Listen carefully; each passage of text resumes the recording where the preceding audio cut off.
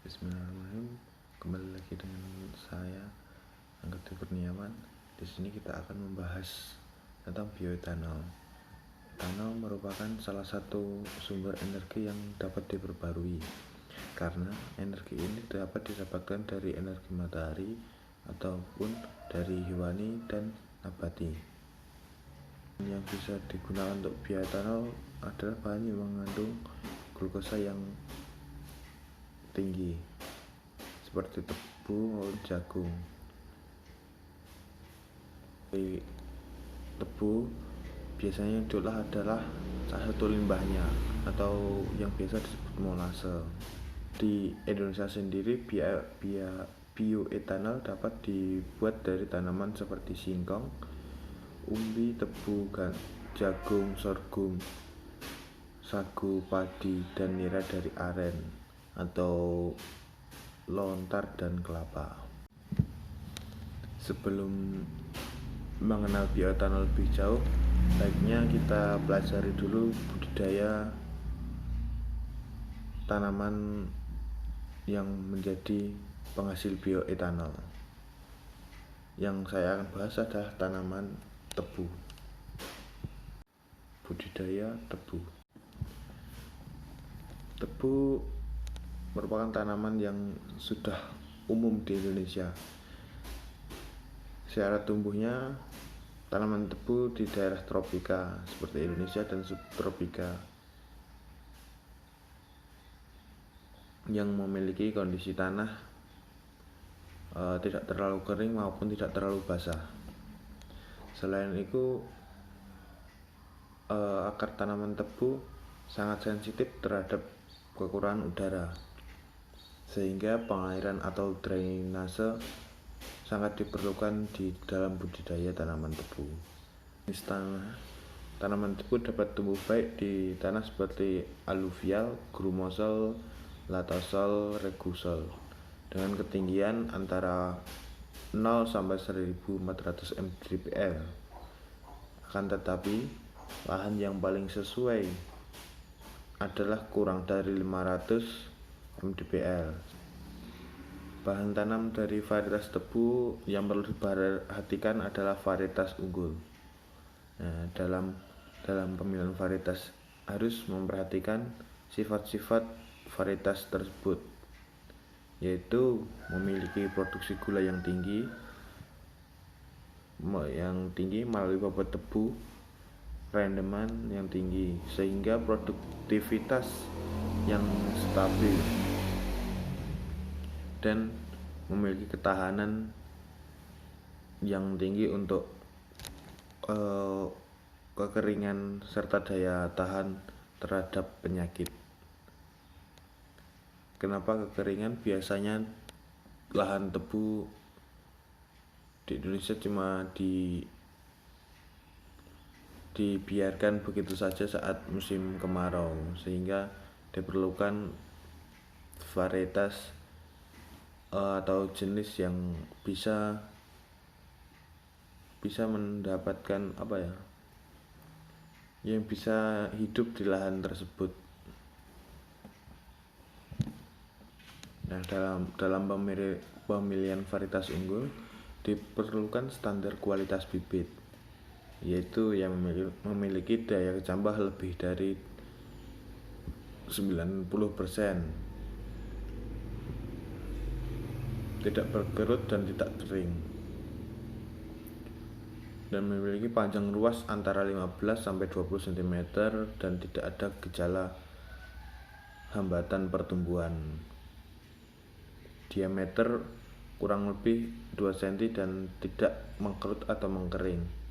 Mata tunas masih dorman, segar dan tidak rusak. Dan primordia akar belum tumbuh serta bebas dari penyakit pembuluh. Persiapan lahan dimulai dari pembersihan area. Area ini dibersihkan dari semak belukar dan tanaman lainnya yang kemungkinan akan mengganggu pertumbuhan tebu. Selanjutnya adalah penyiapan lahan. Kegiatan penyiapan lahan adalah termasuk membacakan penggaruan pembuatan karyan. Karyan itu seperti lubang tanam yang untuk menanam tebu. Dalam proses ini digunakan alat seperti traktor tapi dengan ukuran yang lebih besar. Setelah karyan jadi atau proses penyiapan lahan jadi, tahap selanjutnya adalah penanaman. Sebelum ditanam, dilakukan sortir bibit sesuai dengan yang dikehendaki. Lalu bibit ditanam di cairan yang telah disiapkan sebelumnya. Jika dalam waktu 2 minggu sampai 4 minggu ada bibit yang mati, selanjutnya akan diadakan tahap tahap penyulaman. Tahap ini diperlukan saat bibit yang pertama ditanam mati, sehingga nanti akan diperoleh populasi tebu yang optimal. Selanjutnya adalah pemupukan. Di dalam pemupukan ini dosis pupuk haruslah disesuaikan dengan kondisi lahan atau keadaan lahan. Maka dari itu perlu dilakukan analisis tanah dan daun secara bertahap agar ketemu komposisi atau kebutuhan dosis yang diperlukan tanaman tersebut. Secara umum pupuk yang digunakan dalam budidaya tebu adalah urea, SP36 dan KCR. Di dalam budidaya tebu terdapat hama dan penyakit. Maka dari itu diperlukan pengendalian hama dan penyakit. Hama yang biasa menyerang tebu atau tanaman tebu adalah penggerek pucuk, uret, dan penggerek batang. Itu yang sangat merugikan para petani. Seperti penggerek pucuk, dia menyerang di usia tanaman tebu sekitar 2 bulan. Uret memakan di perakaran tebu, dan penggerek batang biasanya di umur 3-5 bulan.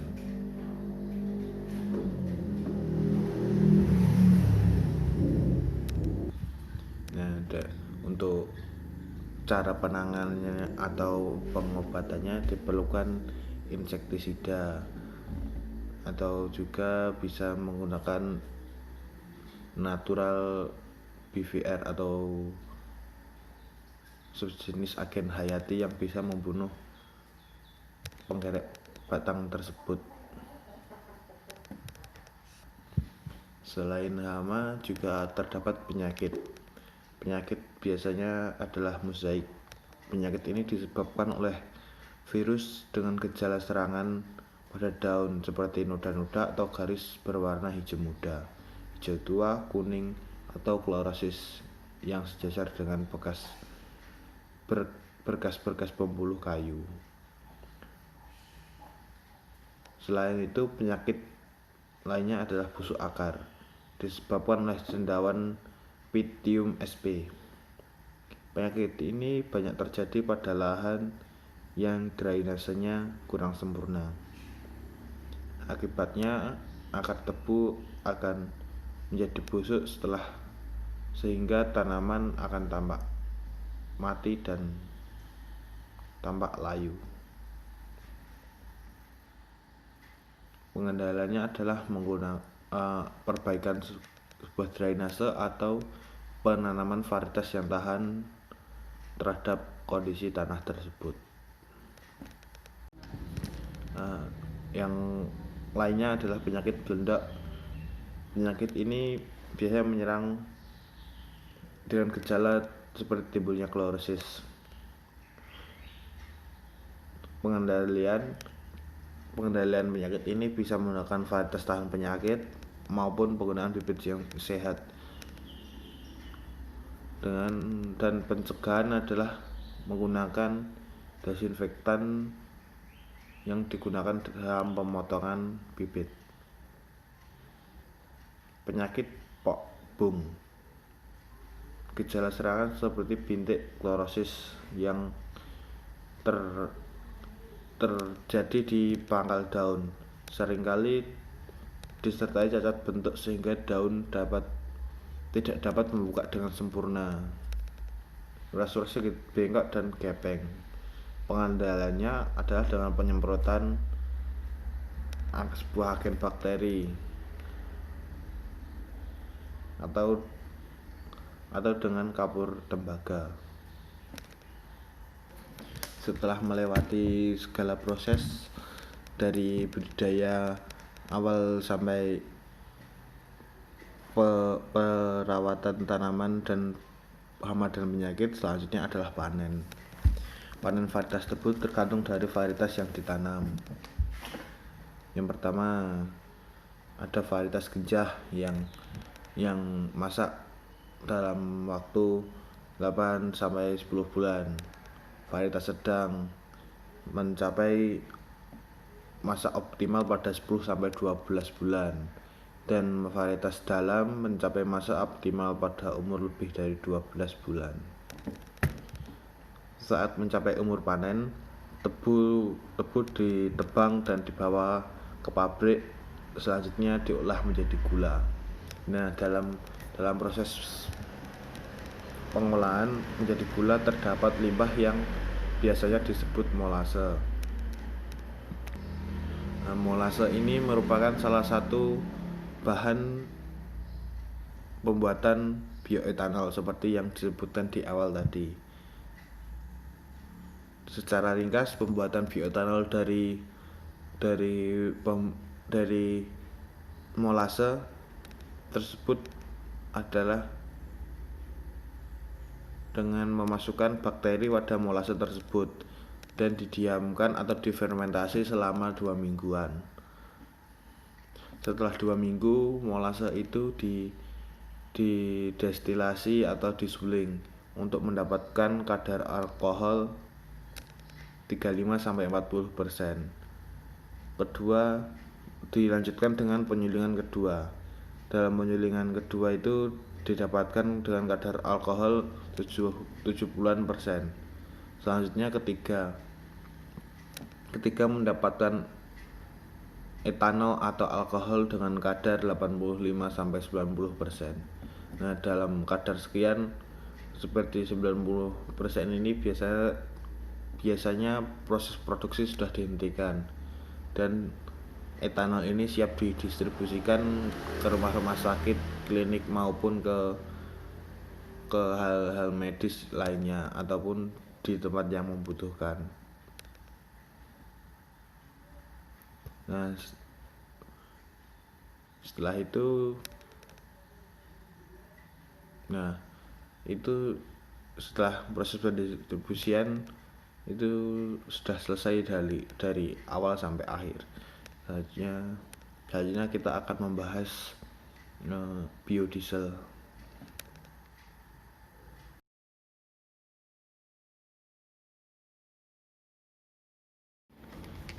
Selanjutnya adalah biodiesel. Biodiesel adalah bagian dari keluarga biofuel dan merupakan istilah yang digunakan untuk mendefinisikan bahan bakar yang digunakan sebagai bahan bakar diesel yang dihasilkan dari sumber biologis, minyak nabati ataupun minyak hewani. Bahan baku biodiesel. Biodiesel sendiri dapat diambil dari minyak nabati seperti biji kapuk, biji kemiri, biji jarak pagar, biji nyamlung, kepuh dan lain sebagainya. Dari hewani adalah lemak babi, lemak ayam, sapi, dan lemak yang berasal dari ikan. Sebelum memahami prosesnya, sebaiknya kita memahami cara budidayanya. Salah satunya adalah cara budidaya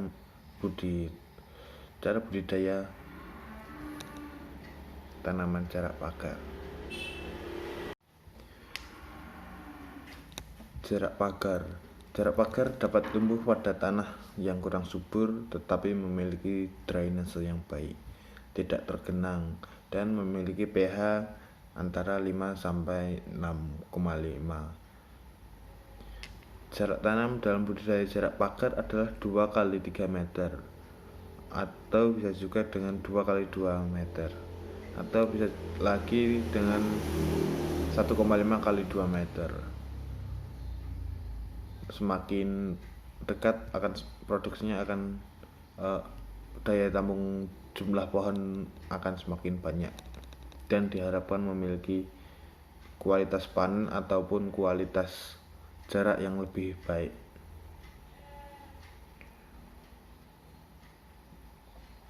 Pada area yang miring, baiknya digunakan sistem kontur dengan jarak dalam barisan 1,5 meter. Nah, dan lubang tanam baiknya dengan ukuran 40 x 40 dan 40 cm. Panjang kali lebar kali tinggi 40 cm persegi. Bahan tanam bisa diambil dari stek batang maupun benih atau biji. Jika menggunakan stek batang, pilihlah stek batang yang sudah cukup berkayu. Sedangkan untuk biji atau benih, pilihlah dari biji yang sudah tua dan diambil dari buah yang telah masak. Untuk persemian bisa menggunakan polybag. Satu polybag bisa ditanam satu benih atau satu stek batang. Nah, dalam pembibitan atau persemian cukup diberi naungan atap yang bisa dibuat dari daun kelapa, jerami, atau paranet. Dalam proses pembibitan biasanya lamanya sekitar 2-3 bulan sampai bibit siap tanam. Bibit mulai berbunga setelah umur 3-4 bulan, sedangkan pembentukan buah mulai pada umur 4-5 bulan. Jadi dari mekarnya bunga sampai jadi buah sekitar 1 bulanan. Pemanenan dilakukan jika buah telah masak, dicirikan dengan kulit berwarna kuning maupun atau mengering. Biasanya buah masak setelah berumur 5-6 bulan. Tanaman jarak pagar dapat sampai usia sekitar 20 tahunan, dan tanaman ini merupakan tanaman tahunan jika dipelihara dengan baik. Cara pemanenan dengan memetik buah yang telah masak dengan tangan atau gunting. Produktivitas satu pohon bisa mendapatkan 3-4,5 kilo biji per pohon per tahun. Produktivitas akan stabil setelah tanaman berumur dari 1 tahun dengan tingkat populasi 2.500 sampai 3.300 pohon per hektar. Jika rendaman minyak sebesar 35%, maka setiap hektar dapat diperoleh 2,5 sampai 5 ton minyak per hektar per tahun. Pasca panen sampai pengolahan, biji jarak dibersihkan dari kotoran dengan cara dicuci secara manual atau dengan mesin. Biji direndam sekitar 5 menit pada air yang mendidih, kemudian ditiriskan sampai air tidak menetes lagi.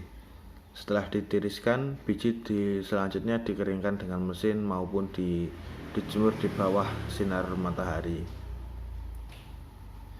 Setelah biji kering, biji dimasukkan ke dalam mesin untuk memisahkan antara daging dengan kulit biji. Setelah daging biji terpisah dari kulit, dilanjutkan adalah penggilingan ke pengepresan. Diupayakan sesingkat mungkin untuk menghindari oksidasi. Proses pengepresan biasanya meninggalkan ampas yang masih mengandung sekitar 7-10% minyak. Oleh karena itu, ampas Dari proses pengepresan dilakukan proses ekstraksi pelarut sehingga ampasnya hanya mengandung minyak kurang dari 0,1% dari perut keringnya.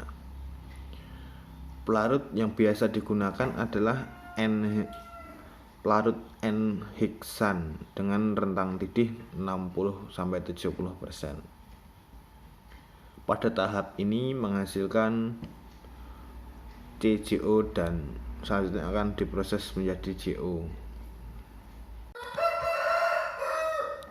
CGO merupakan komponen utama berupa trigliserida dan asam lemak bebas. Asam lemak bebas harus dihilangkan terlebih dahulu agar tidak mengganggu reaksi pembuatan biodiesel atau dalam kurung reaksi transesterifikasi. Penghilangan asam lemak bebas ini dapat dilakukan melalui proses reaksi esterifikasi. Pada reaksi ini, asam lemak bebas direaksikan dengan metanol menjadi biodiesel sehingga tidak mengurangi perolehan biodiesel. Tahap ini menghasilkan GO Jabrota Oil yang sudah tidak mengandungi asam lemak bebas sehingga dapat dikonversi menjadi biodiesel melalui reaksi transesterifikasi.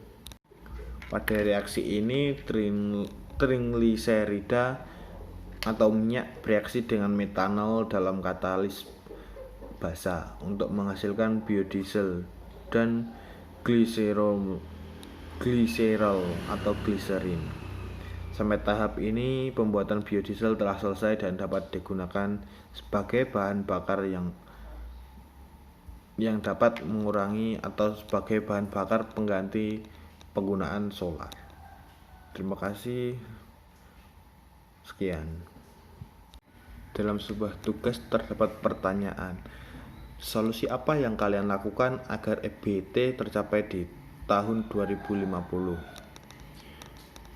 EBT sendiri, menurut saya EBT sendiri adalah energi baru terbaharui, sehingga energi tersebut dapat diperbaharui secara terus-menerus. Misalnya energi dari matahari maupun dari minyak yang dihasilkan dari kelapa sawit maupun tanaman lainnya, atau bisa juga dari hewan. Nah, di dalam Indonesia di Indonesia sendiri hal ini belum begitu familiar, tetapi di beberapa negara hal ini sudah mulai digencar-gencarkan agar saat kondisi bahan bakar fosil suatu saat habis, mereka sudah memiliki bahan bakar bahan bakar dari tanaman atau hewan yang dapat diperbarui. Misalnya adalah energi matahari. Ini sudah beberapa tahun digencar-gencar di beberapa daerah, walaupun baru dengan kondisi yang atau skala kecil. Selanjutnya adalah pengolahan minyak sawit yang dijadikan sebuah biodiesel. Ini beberapa kali dari pemerintah sudah melakukan proses, tetapi kurang paham untuk sebuah pengembangan berlanjutannya.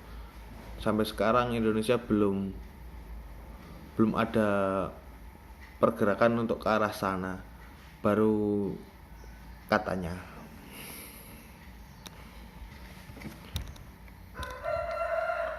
Jadi di dalam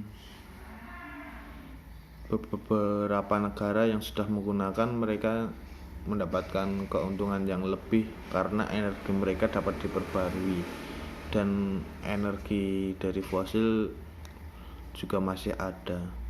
Jadi mereka memiliki tabungan atau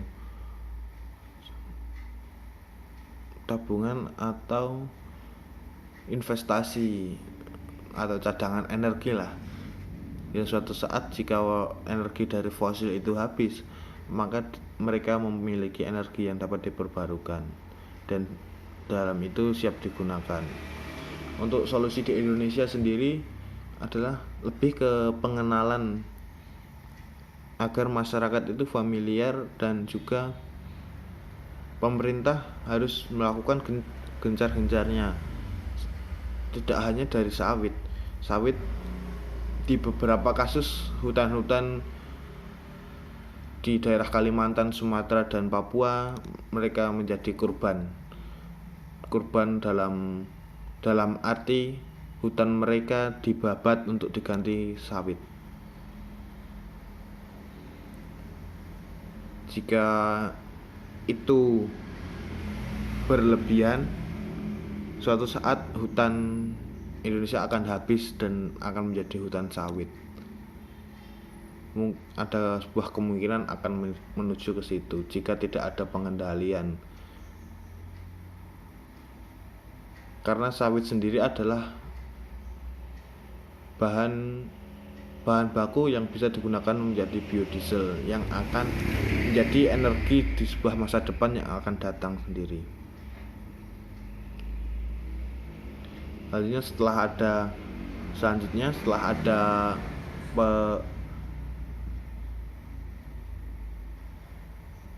cara mudahnya adalah setelah ada pemberitahuan atau pengenalan ke masyarakat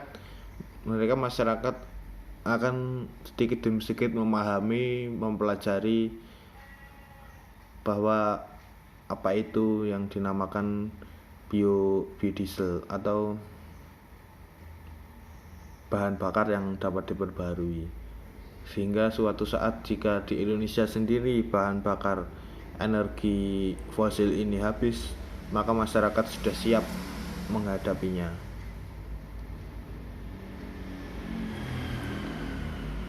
Ya, pemerintah memiliki target di tahun 2025 adalah dengan memiliki 30 sekian persen atau beberapa persen, pastinya saya lupa.